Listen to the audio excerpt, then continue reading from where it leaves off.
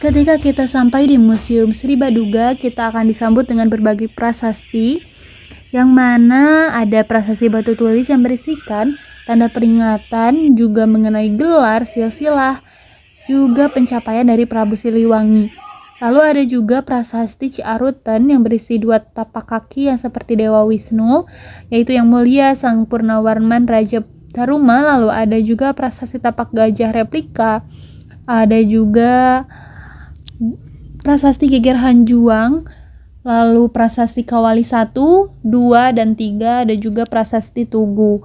Lalu ketika memasuki lantai pertama, di sana kita akan melihat beberapa penjelasan mengenai wilayah dari Jawa Barat, baik itu satwa, iklim, dan sebagainya. Lalu ada juga batu-batuan yang pada masa itu digunakan untuk menunjang kehidupan dari masyarakat tersebut. Lalu bagaimana tata cara menguburkan orang yang sudah meninggal.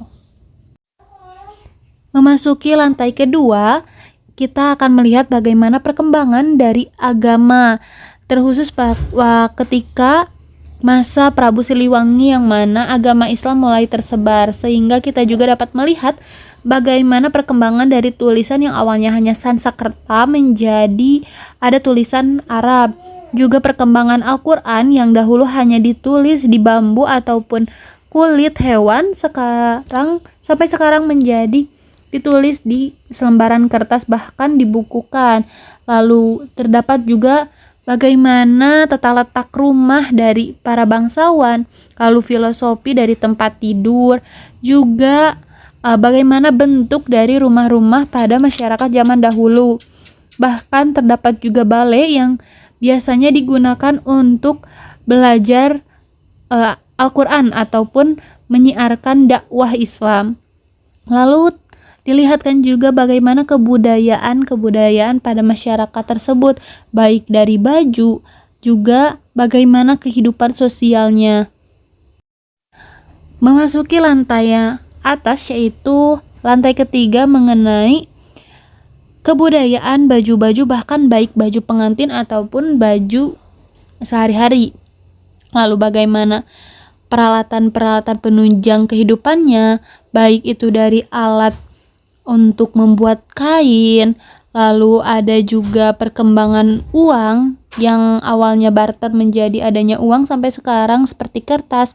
Lalu ada berbagai macam timbangan yang memang dulu digunakan oleh masyarakat tersebut. Lalu ada juga angklung, baik dari ukuran besar sampai kecil. Lalu ada begitupun dengan calung, alat musik tradisional pada zaman tersebut. Lalu ada pula tanggungan yang memang digunakan untuk membawa barang dan nantinya akan disimpan pada pundak.